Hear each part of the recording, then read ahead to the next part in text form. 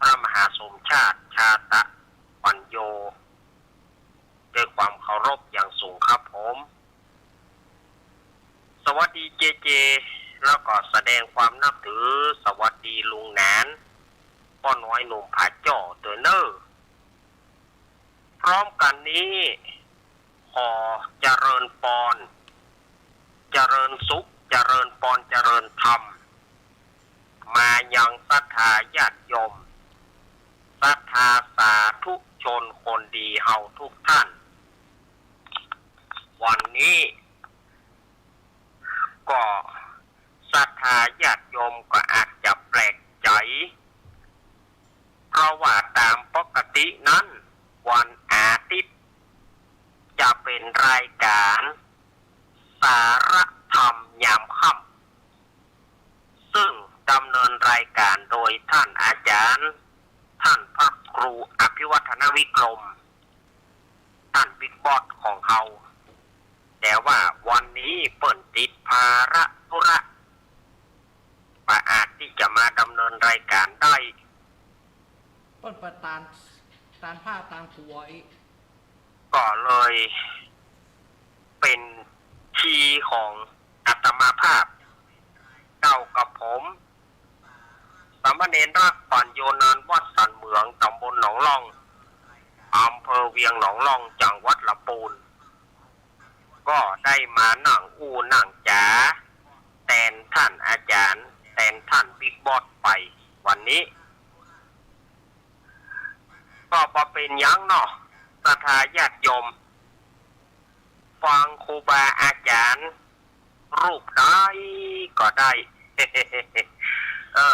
รูปใดก็ได้ฟังไปเถอะแต่ละรูปแต่ละองค์ก็จะมีสาระธรรมะต่างๆมาอู้กับศรัทธาญาติโยมบางทีก็จะซ้ำแบบกันพ่องบางทีก็ซ้ำแบบกันฟังไปเถอะเนาะฟังไปเถอะท่ามกลางบรรยากาศที่ร้อนอบอ้าวสักตอนบ่าย2บ่าย3นี่ก็ฟ้าห้องทะลึ่งบึ้งบ้างก็นึกว่ามันจะตกตกน้อยเดียวหมอกเผาหน้าดินเฮือฮ้อนอย่างเก่าเน้นต้องเพกก่อห้องเหมือนก่อนนั่นเนาะทะลึ่งมันก็หายเซฟไปเหียบรรยากาศก็ฮ้อนเหมือนเดิมแล้วก็ในช่วงสารธรรมยามค่ำนี่ก็เป็นกู้เป็นกิมศรัทธาญาติโยมที่กำลังปรุงอาหารกับภาษาเขาเน้นผมโปเตรียมใส่ฟ้าหงหรือกี้ผมโปเตรียมสายไฟเสียบWi-Fi อย่างเงี้ยฟ้าหงเขากลัวไฟฟ้าดับเนาะอันแล้วก็ท่ามกลางที่ศรัทธาญาติโยมบางพ่องก็ปรุงอาหารบางพ่องก็แกงปีบางพ่องก็กำลังแกงปีบางพ่องก็กำลังแกง12เดือนนะครับพ่องก็กำลังตำน้ำพริกพ่องก็ทอดกินเนาะก็เป็นกำลังใจศรัทธาญาติโยมพ่องเพิ่นก็กำลังด่าขันเข้าอยากกินข้าวก็เอาเป็นกู้เอาธรรมะเป็นกู้เป็นกิมกันเนอะรายการสารธรรมยามค่ำนี้ก็จะออกอากาศทางสถานีวิทยุมวลชนคลื่นสีขาวเพื่อชาวประชาอันมีสถานีวิทยุแม่ขจารโมเดิร์นเรดิโอ 94.50 เมกะเฮิรตซ์โดยการถวายเวลาของป้อน้อยสุวรรณแม่อนงพรหมมินทร์และก็สถานีวิทยุห้วยตองศักดิ์เรดิโอ 98.75 เมกะเฮิรตซ์ตั้งอยู่วัดห้วยตองศ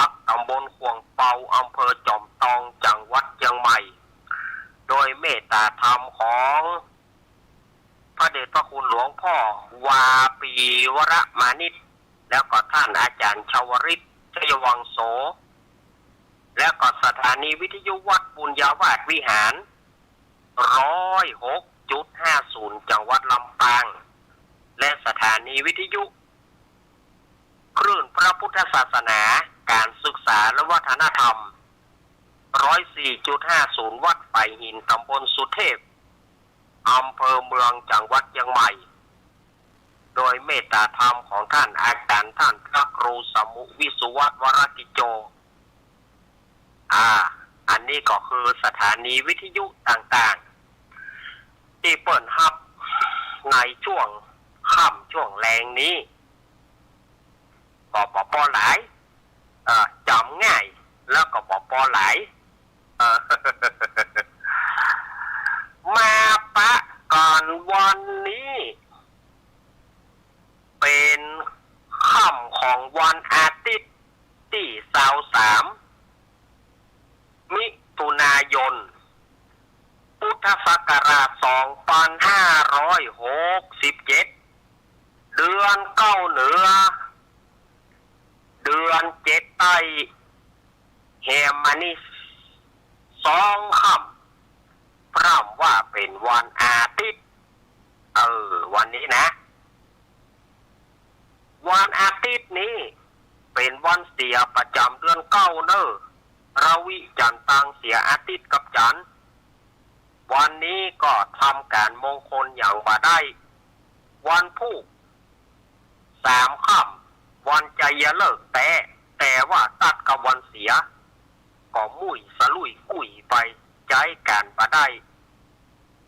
เอาละเมื่อมาปะมาพบกันแล้วอาตมาภาพก็บ่เฮือได้กลาดเกลียวเสียเวลา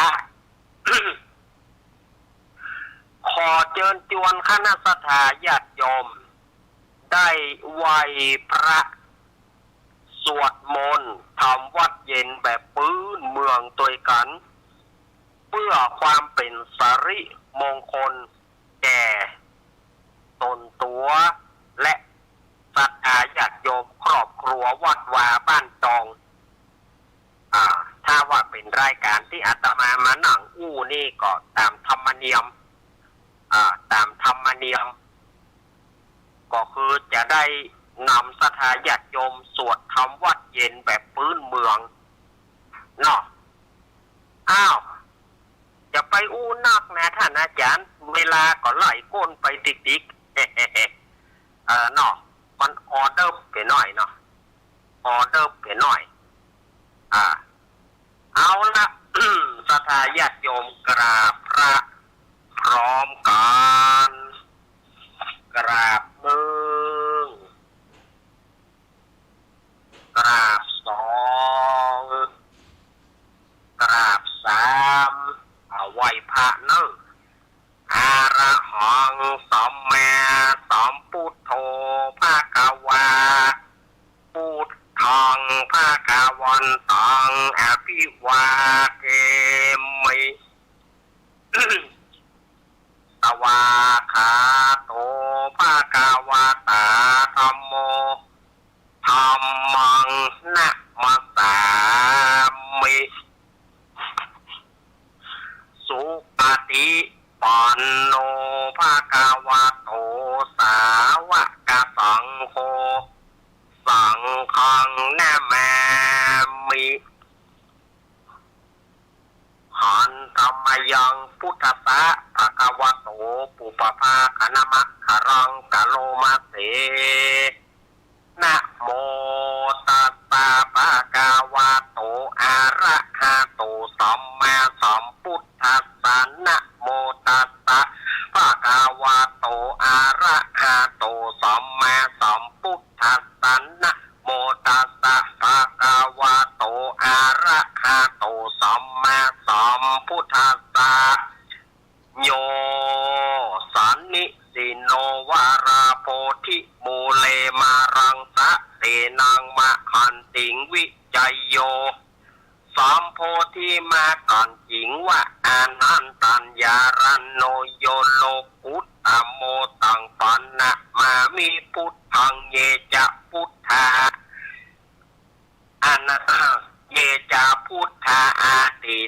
จาเยจะพุทธาอนาคาตาปัจจุปันนาจะเยพุทธาอะหังวันตามิสัพปะตาอิติปิโสภะคะวะอะระหังสัมมาสัมพุทโธวิจาจารณะสัมปันโนสุขโตโลกาวิตูอนุตตโรปุริสะธัมมาสารถิสัทธาเทวะมนุสสานังพุทโธภะคะวะติพุทธังชีวิตังยาวานิปานังสาระนังกัจฉามินัตถิเมสาระนังอัญญังพุทโธเมสาระนังวาลังเอเตนะสัจจวัชเชนะโหนตุเมชัยยะมังกาลังอุตตะมังเคนะวันเทหังปัทธะพังสุงวารุตตมังพุทเทโยจาริโตโทโสพุทโธขามาตุตังมะมังอาทังคีโกอาริยาปัตโตชะนะนังโมคาภาวิสัยยะอุชุจามะโคธัมโมอายังสันติการโรปันนิโตปันนิยานิโกตังปันนะมามิธัมมังเยจะธัมมาอาติตาจะเยจะธัมมาอนาคาตาปัจจุปันนาจะเยธัมมาอะหังวันตามิสัพปะตาสวาคาโตภะคะวะตาธัมโมสันทิฏฐิโกอาการิโกเอหิปัสสิโกโอปานายิโกปัจจัตตังเวทิตาโพวินโยหิติธัมมังชีวิตังยาวานิปานังสารนังกัจฉามินัตถิเมสารนังอัญญังธัมโมเม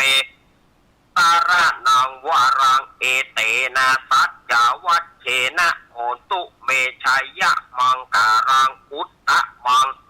เชนะวันเทหังธัมมันจะภูวิตังวารังธัมเมโยจาริโตโทโสธัมโมขามาตุตังมะมังสังโฆวิสุโธนวราทากินายโยสันติอินทาริโยสัพพมาราปาหิโนกุเนหิเนเกหิสัมมันทิปัตโตนะสาวตังปันนามามิสังฆังเยจะสังฆาอาติตาจะเยจะสังฆาอนาคาตาปัจจุปันนาจะเยสังฆาอะหังวันตามิสัพปะตาสุปฏิปันโนภะคะวะโตสาวกสังโฆอุชุปฏิปันโนภะคะวะโตสาวกสังโฆยายะปฏิปันโนภะคะวะโตสาวกสังโฆสามิจิปฏิปันโนภะคะวะโตสาวกสังโฆญาติตังจัตตาลิปุริสายุขานิอัฏฐปุริสะปุงกาลาเอสะภะคะวะโตสาวกสังโฆอาหุนายโยปะหุนายโยทักขินายโยอัญชาริการณิโยอนุตตรังบุญญาเกตังโลกัสสาติสังฆังชีวิตตังยาวานิปานังสารนังกัจฉามินัตถิเมสารนังอัญญังสังโฆเมสารนังวารังเอเตนะสัจจวัชเชนะโหนตุเมชัยยะมังการังอุตตะมังเคนะวันเทหังสังคัญจะทูวิตังวะรังสังเคโยจาริโตโทโสสังโฆขามาตุตังมะมังอิเจวามันจันรัตนาสนายังนามันสมาโนรัตนาตายา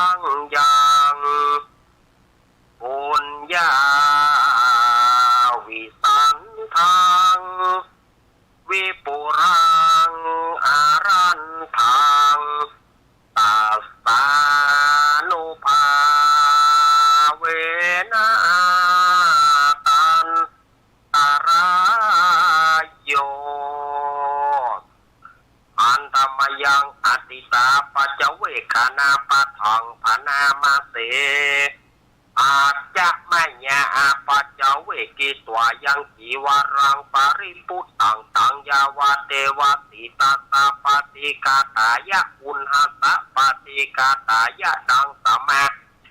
กัสสวาตตาปะสิริงสัพพะสัมปะสานังปฏิกาตายายาวะเทวะเฮริโกปินาปฏิชาทนัตถังอาจจะไม่ยาอาปัจจเวกิตวโยบินดาปโตปาริปุโตโสเนวะทวายานามัฏฐายานามันดานายานาวิปุสานายายาวะเทวะอิมัสสกายาสติติยายาปานายาวิหิงโสปารติยาพระมัจจาริยาโนกหายะเอติโปรานัน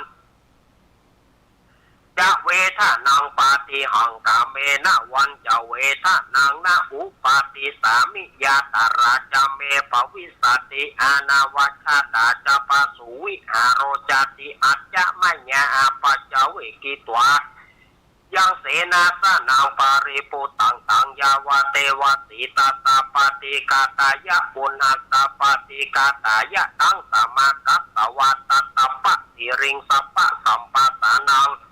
ปฏิกาตายะยาวะเทวะอิปุตุปาริสายะวิโนทานังปฏิสลานารามทังอาจจะมัญญาปัจจเวกิตวโยคิรานะปัญญายาเปสัจจาปริกโรปริปุโตโสยาวะเทวะอุปนานังวายาปฏิกานังเวทนานังปฏิกาตายะอัพยาปชาปรมาตายาติปัจจเวคณาติกราบหนึ่ง กราบสองกราบสามเอาแล้วศรัทธาญาติโยมอาตมาภาพก็ได้เป็นหัวเก้าหัวน้ำศรัทธาญาติโยมได้สวดธรรมวัดเย็นแบบพื้นเมืองแล้วก็ใส่กรรมเข้าศรัทธา คำว่าใส่กรรมเข้าศรัทธานั้นก็คือสวดอัจฉมัญญาเป็นการตอบแทนคุณเข้าน้ำกำกินของศรัทธาญาติโยมที่เปิ่นได้ใส่บาตรญาติปกเฮอตุเจ้าพระเน้น เพื่อบ่เฮอเป็นบาปเป็นกรรมพระเน้นเอามาฉันก็บ่เป็นบาปเป็นกรรมเปิ่นก็เลยมีการสวดใส่กรรมเข้าศรัทธาถึงแม้ว่าบางเตื้อใส่บาตรญาติโปกแล้วบ่ได้ปอนเตื้อโอ้ปอนบ่ได้ปอนเตื้อเปิ้นก็จะตุเจ้าเปิ้นก็จะเอาบทเนี่ยมาสวดเพื่อตอบแทนคุณเข้าน้ำกำกินศรัทธาญาติโยมก็บ่ได้เป็นบาปเป็นกรรมพระสงฆ์องค์เจ้าเอาไปกินก็บ่เป็นบาปเป็นกรรมเปิ้นว่าเป็นกรรมใส่เข้าศรัทธา เข้าน้ำกำกินบางเตื้อเอาไปบางเตื้อก็เอาแม่ก็อันนี้บาถูกโรคก็บาฉันอันนี้บาได้มันบาถูกใจพ่องมันบาถูกโรคพ่องบาได้ฉันแกอย่างแกก็บาได้เป็นบาปเป็นกรรมเพราะว่าพระสงฆ์องค์เจ้าจะได้สวดใต้กรรมเข้าน้ำกรรมกินเพื่อศรัทธาญาติโยมจะเป็นอย่างเอี้ย ทุกวัดทุกวาเนาะครูบาอาจารย์เปิ้นได้สั่งสอนเอาไว้ก่อนที่จะได้มามาจ๋าศรัทธาญาติโยมรำดับต่อไปนั้นอาตมาภาพก็ขออนุโมทนาขอบคุณอันนี้กับท่านหลวงพ่อท่านพระครูวรธรรมนาถเจ้าคณะตำบลสันติสุของค์ใหม่เปิ้นก็ได้ขอฝากความขอบคุณขอบใจศรัทธาญาติโยมที่ได้ไปร่วมงานเปิ้นตะวา งานนี้บ่ได้กำแขนบ่ได้แงนพอหน้าบ่ได้ตักตายขาดตกบกพร่องด้วยข้าวน้ำกำกินขาดตกบกพร่องด้วยประการชันใดขออภัยตัวเน่าท่านเจ้าคณะตำบลสันติสุของค์ใหม่ท่านพระครูวรธรรมนาถหรือว่าท่านพระครูสมศักดิ์อัคคธรรมโมวัดหนองเหียงตำบลสันติสุขอำเภอไดหล่อจังหวัดเชียงใหม่ เปิดฝากมาแล้วก็อันนี้ก็วันที่19 กรกฎาคมเนอะวันที่19 กรกฎาคมที่จะถึงนี้ทางวัดอาตมาภาพก็จะได้จัดผ้าป่าสามัคคีขึ้นในวันที่19 กรกฎาคมตรงกับวันห่อวันดาเข้าพรรษาเนอะวันห่อวันดาเข้าพรรษาพอดีเปิ้นก็จะมีการทอดผ้าป่าที่วัดสันเหมืองตำบลหนองล่องอำเภอเวียงหนองล่องจังหวัดลำพูนเป็นวัดที่อาตมาภาพพำนักอาศัยอยู่ฉะนั้นก็เชิญชวนคณะสัตยาญาติโยมไผอยากจะมาร่วมกินร่วมทานก็น้อมเชิญเจริญพรแต่ถ้าว่าไผมาบ่ได้อยากจะร่วมกองบุญกองกุศลอยากจะร่วมทำบุญตัวอาตมาภาพก็ตั้งเป้าตั้งกองผ้าป่าไว้กองละ10 บาทสัตยาญาติโยมอาตมาตั้งเป้าไว้กองละ10 บาทอาตมาบอกเอานักเอาหนาพอหันใจสัทธาญาติโยมอินดูสัทธาญาติโยมมันบะนักหัวสัทธาญาติโยมตัว มันบะนักหัวสัทธาญาติโยมมันบะนักกระเป๋าสัทธาญาติโยมตัวอาตมาภาพก็ตั้งกองละ10 บาท10 บาทนี่ก็มีละแม่สีนะแม่สีบ้านเขื่อนยางจังหวัดลำปางก็ฮับมา10 กอง100 บาทแล้วก็โยมแม่ที่เปิ้นอยู่แม่อายถ้าโยมแม่ฟังอยู่ก็โทรหาอาตมาหลังไมค์กำเนิดโยมแม่อย่างนะที่เปิ้นฮับ9 กอง90 บาทโยมแม่เปิ้นบอกว่าอยู่แม่อายอาตมาก็ได้ถามชื่อเพื่อสักก้ามวันนั้นเนาะสุมาตัวเนอะนี่ก็เปิ้นฮับมาแล้วนะเปิ้นฮับมาแล้วแล้วก็แม่สุกแก้วสอนศรีนุสรศรีราพรศรีเตี้ยมาละ10 กองอันนี้ก็เป็นอันนี้ก็10 กองนี่ก็ตะได10 กองนี่ก็100 บาทอุ้ย เปิ้นฮับ10 กองแม่สุกแก้วสอนศรีนุสรศรีราพรศรีเตี้ยมาละสัทธาญาติโยมเปิ้นก็ฮับมาเป็นจำนวนปัจจัยอยู่100 บาทแล้วก็ของโยมแม่อันยังแถมท่านหนึ่งที่เปิ้นฮับมาแถม10 กอง100 บาทนะตอนนั้นเป็น390เป็น390เดี๋ยวกันเนอะแม่ยังแม่สีนี่20 กองกะหาเดี๋ยวเนอะแม่สีบ้านเขื่อนยางนี่นะถ้าเปิ้นฮับ20 กองอาตมาไปลดจำนวนเปิ้นลงนี้เปิ้นฮับ20 กอง200 บาทอาตมาไปลดจำนวนเปิ้นลงว่า10 กองสุมาเนอะแม่สีเนอะเฮานี่ก็บดีอะละอะเลเนอะไว้ที่อยู่ดอกเพลงว่ะมันสารพัดสารเพในหัวนี่หอกมันไปลดจำนวนเปิ้นลงนี้สุมาเนอะแม่สีเนอะ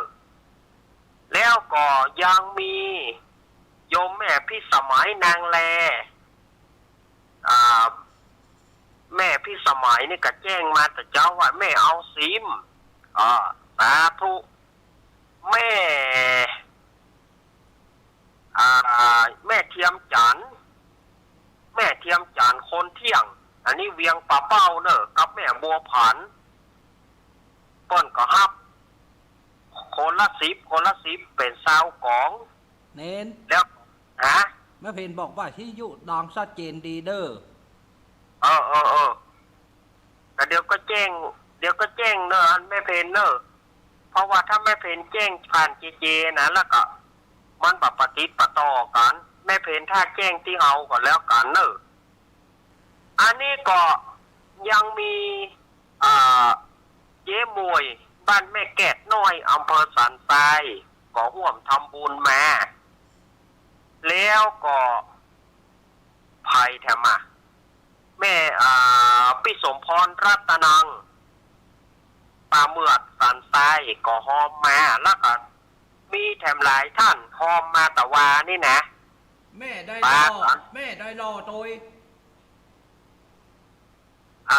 แม่อย่างที่เปิ้นอยู่ได้รอเนาะ น้ำ เปิ้น เพชร ก็บอกฮะ แม่น้ำเพชร แม่น้ำเพชรนี่เปิ้นก็ฮับมาตัว เปิ้นเป็น แล้วก็ เปิ้นเป็นคาถาของพระครูสมหวัง ท่านเปิ้นเป็นสถาหม่อนห้วยเกี้ยวเนาะแม่น้ำเพชรแล้วก็สถาญาติโยมลุ่มกันหอมแต่ว่าลุกแล้วก็มีที่ฝากป้อมวดผลแม่พันเปิ้นบอกว่าชื่อเปิ้นแม่พันนี่เนอะเปิ้นฝากป้อมวดผลวงสาฟูมาแต่ว่าอาตมาก็รวบรวมปัจจัยตึงหมดนะที่เปิ้นหอมแต่ว่าที่วัดหนองเหียงก็ได้1,000 บาทพอดีเนอะที่เปิ้นหอมมาก็ได้1,000 บาทเปิ้นหอม100 200เนี่ยก็เป็นจำนวนปัจจัยที่มีอยู่ในมืออาตมานี่1,000 บาทและที่เปิ้นยังบ่ได้โอนมาเตื้อก็ยังนี่อยู่เนาะยังแหมหลายอยู่อันนี้ก็ถ้าฝ่ายจะร่วมของบุญของกุศลวันที่19วันห่อวันแดนั่นนะวันห่อขนมนั่นฝ่ายจะเอาขนมมากินด้วยกันก็ได้ ห่อนึ่งมากินด้วยกันก็ได้เนอะห่อนึ่งมากินด้วยกันก็ได้ถ้าว่ามีโอกาสได้มาถ้าว่าบ่ได้มาก็แจ้งอาตมา0892140135หรือ0837611775แต่อาตมาขอเมตตาการุณามุทิตาอุเบกขาอาตมาภาพขอวงเล็บที่มุมซองว่าหลังไมค์หลังไมค์แจ้งมาเนาะแต่เวลาที่โทรหน้าไมค์อาตมาไม่เอาเพราะมันจะกินเวลาสถาเปิ้น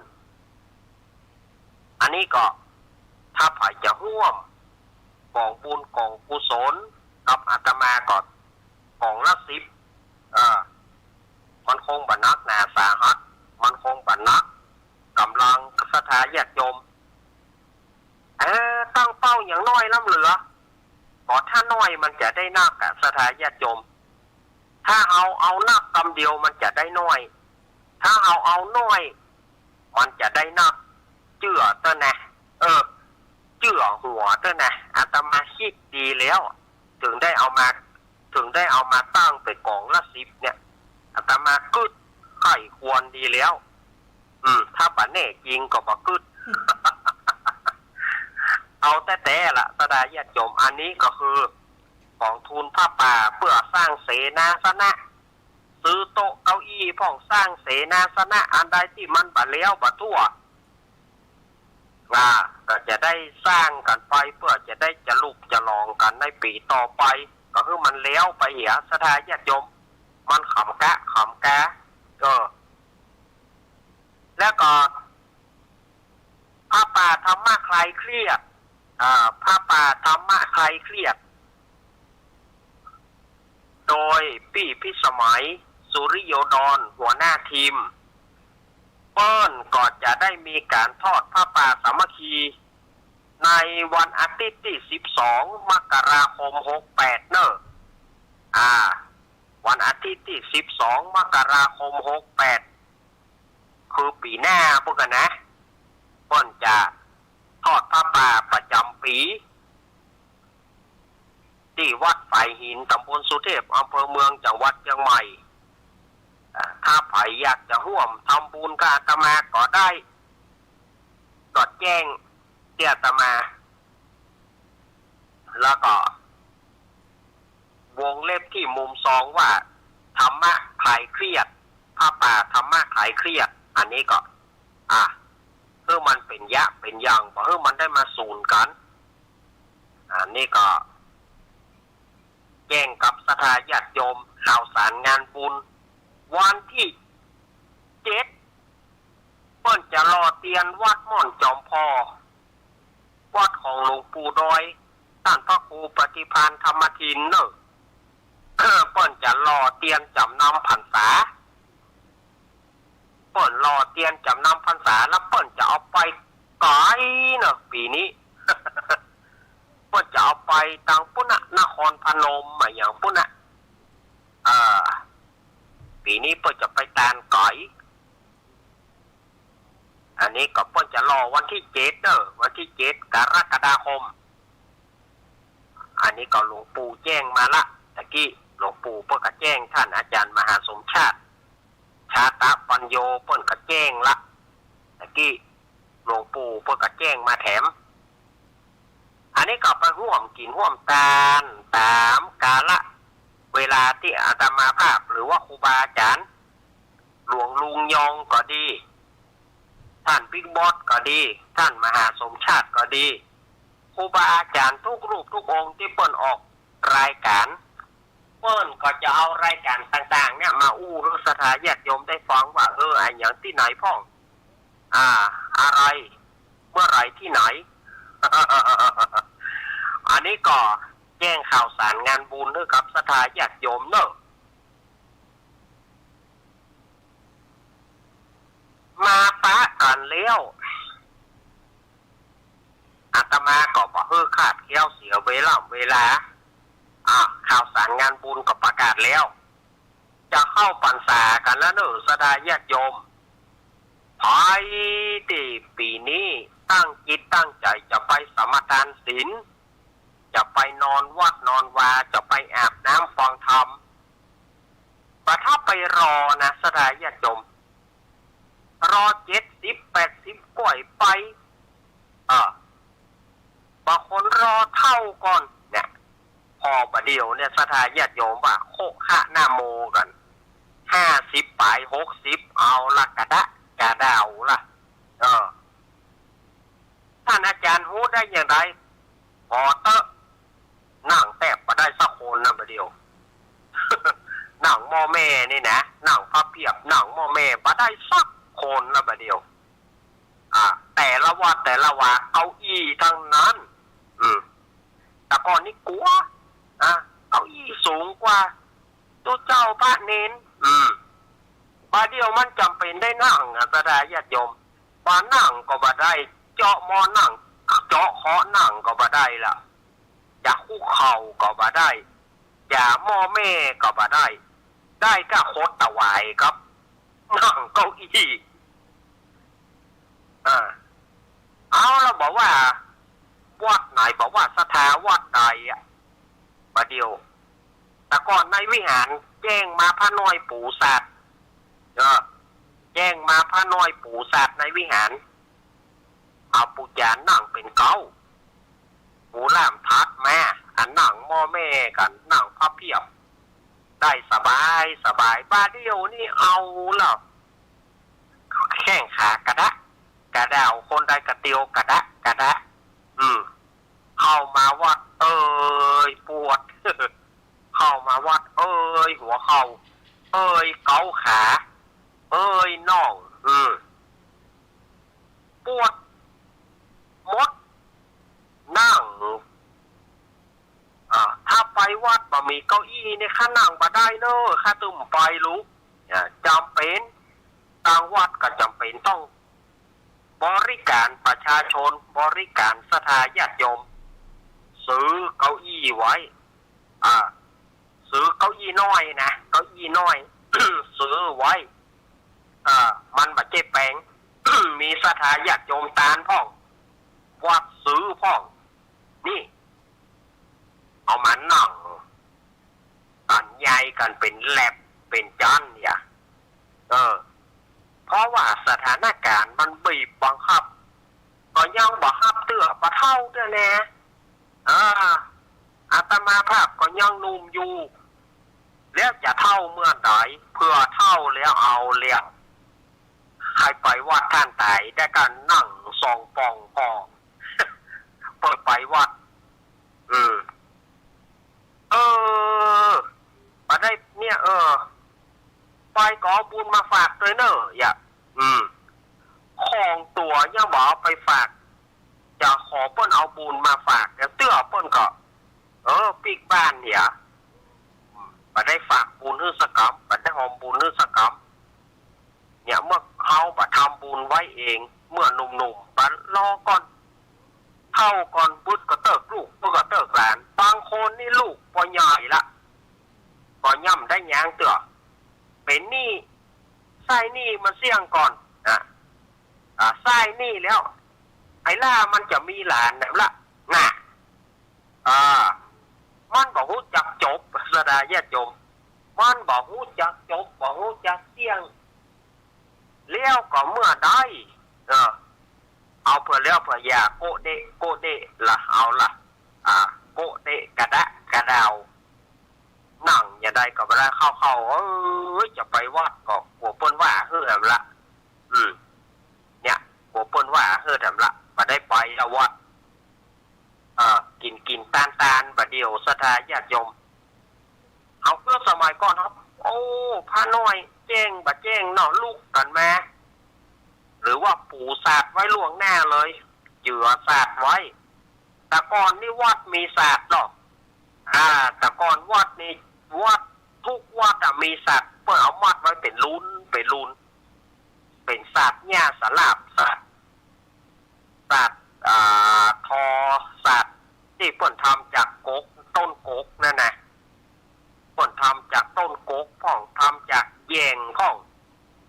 ไม้แยงนะปัจจัยแยงจ้างที่นั่งนะไม้ต้นแยงคือต้นแยงนี่มันคล้ายๆหวายนะแต่ว่าเส้นมันบะฮึกเหมือนนั้นหวายเปิ่นเอามาเจาะมาผ่าเอาขี้เติ้งหน่อยมันออกเถียเอากับเปลือกไม้มันเอากับเปลือกมันมาสานแปลงศาสตร์ไม้แยงศาสตร์ไม้แยงศาสตร์จากต้นแยงตะกอนปะเลาะปะเต๋อในวัดในวาในพระวิหารในศาลาการประเรียนนั่งศาสตร์กันเป็นย้ายเป็นแถวบาดเดียวนี่โบสถ์วิหารจีบทานตาพ่อหยังขยอกแยกทางใดก็ได้มีเก้าอี้ มันตามยุคตามสมัยเพราะว่าคนเขานั่งแตบมาได้แล้วเมื่อนั่งแตบมาได้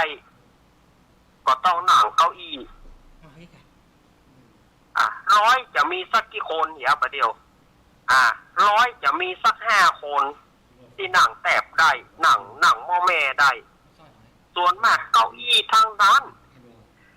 หนุ่มก็เก้าอี้เท่าก็เก้าอี้บางพ่องเขาการคนเท่าเหมาะคนเท่านั่งหม้อแม่ได้คนหนุ่มนั่งมาได้คนหนุ่มนั่งเก้าอี้คนเท่าหม้อแม่ลงแต่มันก็น้อยเต็มทีแล้วเหมือนกันศรัทธาญาติโยมจะไปประมาทนะฮะเข้าพรรษานี่ก็ไปอาบน้ำฟังธรรมอาบน้ำไปคำว่าอาบน้ำนี่ก็คือชำระจิตใจก็คือการหับศีล5 ศีล 8หับศีล 5 ศีล 8เพราะว่าไปอาบน้ำชำระจิตใจ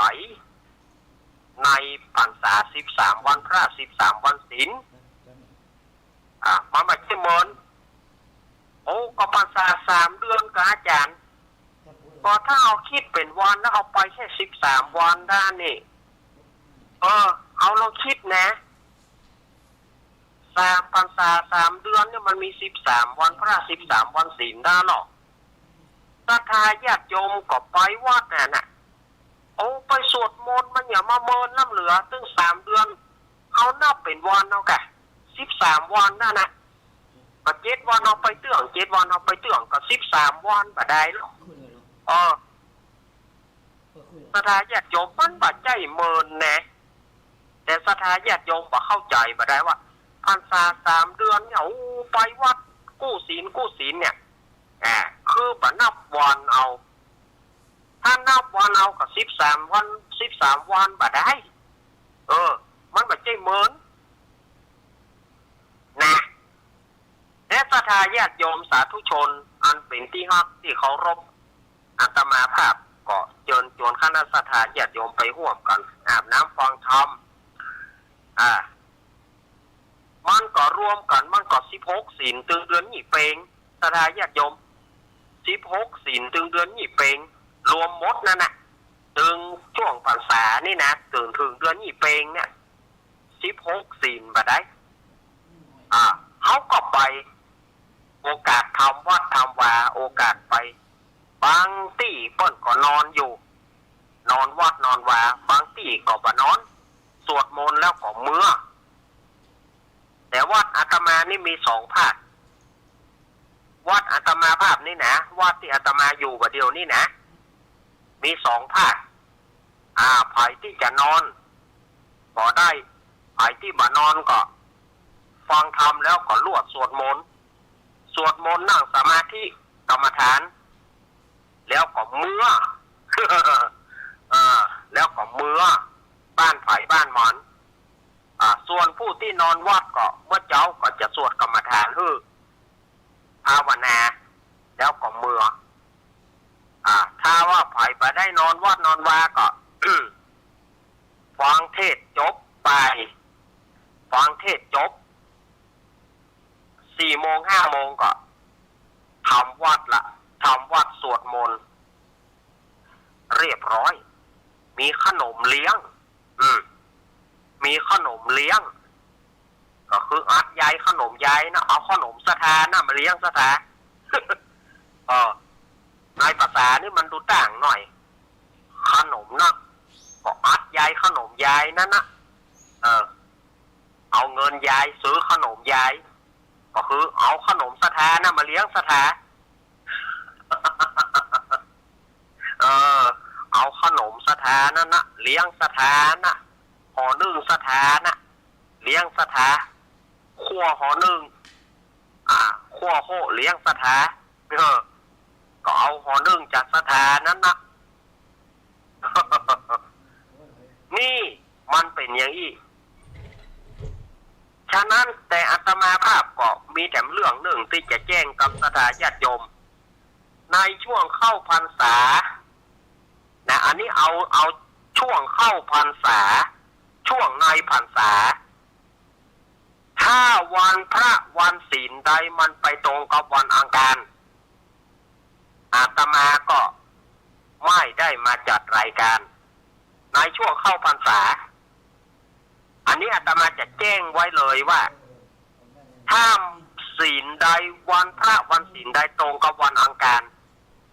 อาตมาก็ขอคืนเวลาให้กับสถานีอาตมาไม่ได้มาพบมาเจอศรัทธาญาติโยมเพราะว่าอย่างมันถ้ามันไปตรงวันพระวันศีลมันไปตรงกับวันอังคารเนี่ยอาตมาก็ขอยกยอดมาได้จัดอันนี้แจ้งไว้เลยว่าอย่าขอแจ้งกับศรัทธาไว้ถ้าวันศีลใดมันตรงกับวันอังคารก็จ้อยว่องเนอะแล้วอาตมาก็จะมาใส่ต่อเมื่อมันปัจจัยวันศีลวันการอาตมาก็มาใส่ชดเชยหรือว่าถ้ามีวันอื่นที่ครูบาอาจารย์ป้นมาอาตมาก็จะชดเชยไปอันนี้แจ้งกับศรัทธาญาติโยมแจ้งกันไว้ล่วงหน้าเถียงกันไว้ล่วงหน้าเลยเถียงกันไว้เพื่อว่าจะมาได้กังขากันว่าอย่างใดเนี่ยวันนี้บ่มาก้าอย่างนี้ถ้าหากว่าวันพระใดมันตรงกับวันอังคารก็ง หูกันอาตมาภาพขออนุญาตไม่ได้เจอกัน เพราะว่ามันทางวัดอาตมาก็มีกิจกรรมของการเข้าพรรษาคือการฟังเทศแล้วอาตมาก็เป็นไฟนั่งสรุปธรรมเพื่อกับพระทาญาติโยมแห่งกรรมหนึ่งหลังจากที่ได้ฟังเทศแล้วอาตมาก็จะมานั่งสรุปธรรมเพื่อกับพระทาญาติโยมเพิ่นได้ฟังว่าทำเทศไปถึงไหนทำเรื่องนี้เดินเรื่องไปอย่างใดแล้วเสร็จแล้วก็จะได้นำพระทาตึงพ่ออาจารย์เขาได้ประเคนปัจจัยทายทานได้ฮับพรแล้วก็พระทาญาติโยมก็พักผ่อนตามอัธยาศัยสักกำหนึ่งประมาณ5 โมงแรงก็จะได้สวดธรรมวัดเย็นแล้วนั่งสมาธิกรรมฐานเนี่ยมันอย่างนี้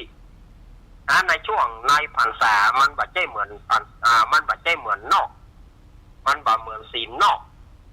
วันศีลนอกพรรษานี่มันบ่มีกิจกรรมวันศีลนอกพรรษามันบ่มีกิจกรรมเขาก็เขาจะไปจัดรายการวันไหนก็ได้แต่ถ้าว่ามันเป็นวันศีลที่มันเป็นในพรรษาเนี่ยถ้ามันไปตรงกับวันอังคารอาตมาภาพก็ขอยกยอดว่ามาจัดอันนี้อู้กันไว้ร่วงหน้าไว้เชียงกันไว้บัดเดียวเนี่ยฮอดใกล้มาแต่ก็เตือนเนี่ยบอกอันนี้ว่ากันไว้เลยเชียงกันไว้บัดเดียวเนี่ยว่ากันไว้บัดเดียวเนี่ย ตราญาติโยมสาธุชนทั้งหลายโอ้อู้กันไปอู้กันมาอู้นักลงไปแค่หาเวลาไปเสี่ยงมันบอกอู้มันก็บาเลี้ยวเนาะก็เดาว่าหรอกต่างก็บ่เหมือนต่อยเขาจะฮื้อไผ่มาอู้เหมือนเอาก็บ่ได้มาเปิ้นก็ครูบาอาจารย์เปิ้นก็จะมีเทคนิคในการอู้ของเปิ้นแต่ละองค์มันบ่เหมือนกันแต่ถ้าของอาตมาภาพของอาตมาตนตัวเฮานี่นะมันเป็นสัพเพเหระมันเป็นสัพเพเหระเก็บเล็กผสมน้อยเอามาอู้ถ้าครูบาอาจารย์บางรูปบางองค์เปิ้นก็จะมีตัวช่วยเปิ้นจะมีหนังสือช่วยเปิ้นจะมีจากอินเทอร์เน็ตช่วยเนี่ยแต่ว่าเฮาเนี่ยมันบ่มีอย่างช่วยสักอย่างใจหัวคนเดียวใจหัวคนเดียวอาตมาภาพก็มาหันมาได้ยินข่าวไฟไหม้ที่วัดแสงเกี้ยวโพธิญาณอำเภอแม่สวยจังหวัดยังไงไฟไหม้วิหารเปิ้นโอ้ยสถานญาติโยมซึ่งเปิ้นเป็นวัดดังนะเปิ้นเป็นวัดดังและเป็นวัดหรูหราตัววัดแสงเกี้ยวโพธิญาณของท่านครูบาอริยชาติอริยวังโสไฟไหม้วิหารเปิ้นเสียหายไปปานน้อยเลยสดาญาติโยมไฟไหม้เปิ้นคืนแต่ว่าคืนวันศุกร์นี่เด้อคืนวันศุกร์ไฟไหม้วัดไฟไหม้พระวิหารหลวงวัดแสงเกี้ยวโพธิญาณอำเภอแม่สวยจังหวัดยังไงก็แสดงความเสียใจครับท่านครูบาอริยชาติอริยวังโสตัวเนอวัดเป็นวัดท่องเที่ยวนะเป็นวัดท่องเที่ยวแล้วเป็นวัดที่หรูหราสถานญาติโยมโอ้โหนี่สมาราเริศสแมนแตนเลยแหละวัดเปิดเน้นยังไฟไหม้ไม่ได้ครับไฟไหม้คืนก่อนนั่นไฟไหม้วิหารหลวงวัดเปิดเนาะพระพุทธรูปพุทธฤกษ์เสียหายไปจำนวนนักทีเดียวอันนี้กับ เปิ้นเป็นวัดท่องเที่ยววัดดังหนึ่งวัดดังแห่งหนึ่งในจังหวัดเชียงรายอำเภอแม่สวยเนาะชื่อวัดแสงแก้วโพธิญาณโอ้ใครจะไปร่วมเป็นกำลังใจเปิ้นก็ได้เนอะใครจะไปร่วมเป็นกำลังใจเปิ้นก็ได้ที่วัดแสงแก้วโพธิญาณอำเภอแม่สวยอาตมาเคยไปอยู่เตื้อหนึ่งเมื่อละไป20 กว่าปีแล้วค่ะเคยไปเตื้อหนึ่งเมื่อละไปเมินแล้วแล้วก็อาตมาภาพก็เนี่ยโอ้เนาะมันไฟไหม้ใต้ลามบะเดียวเรื่องฟืนเรื่องไฟบะเดียวต้องระมัดระวังอย่างในวิหารในศาลานี่นะอาตมาจับว่าไผ่เอาเทียนไปจุดจะมีการอย่างกระจ่างจะเตียนสะเดาะข้อปุจจาโจกกระจ่างอย่างกระจ่างอาตมาบอกจุดในวิหารเป็นอันขาดอาตมาจะเน้นไว้เลยเพราะจะเขาแบบใจเฝ้าจุดแล้วออกมาทางนอกอย่างประเดี๋ยวมันโต๊ะหมู่บูชากาอย่างกาโอ้มันอันตรายประเดี๋ยวอาตมาตึงบอกปีที่แล้วก็วัดปอหกฟ้าวัดของหลวงพ่อสุนทรปัญญารัตน์คณะเข้าภาษานะไฟก็ยังไหม้โต๊ะหมู่บูชาปีที่แล้วฉะนั้นอาตมาภาพจะเน้นแล้วก็จะบอกไผ่เอาเทียนไปจุดแต่ถ้าจะจุดตั้งนอกแต่จุดตั้งนอกแล้วก็ต้องเฝ้าถ้าบอกเฝ้าอาตมาบอกอนุญาตให้จุดเพราะมาอันตรายทุกก็ตามเทียนก็ตามอาตมาบอกจุดในวิหารในศาลาอาตมาบอกเนี่ยบอกจุดอันขัดช่วงแรกหมดแล้วเวลา อู้ไปอู้มาของม่วนไปติ๊กศรัทธาญาติโยมจะไปฟังไปไหนเต้อเนอะคำเดียวฟังสวดธรรมจักรกับปวัตนสูตรแล้วก็สวดพระมหาเมตตาย่อยเมื่อสวดฟังสวดธรรมจักรกับปวัตนสูตรแล้วก็สวดพระมหาเมตตาย่อยจบลงก็มาพบกันในช่วงหลังประมาณ20 นาทีประมาณ20 นาทีถึง20 ก็มาปะกันรอบใหม่รอบนี้อาตมาหยอบย้างไว้จะยีก่อนเนอะจะไปฟังปิดวิทยุจะไปฟังหมุนขึ้นนี่ไปไหนเถอะนะแล้วเดี๋ยวค่อยปะกันเจริญพร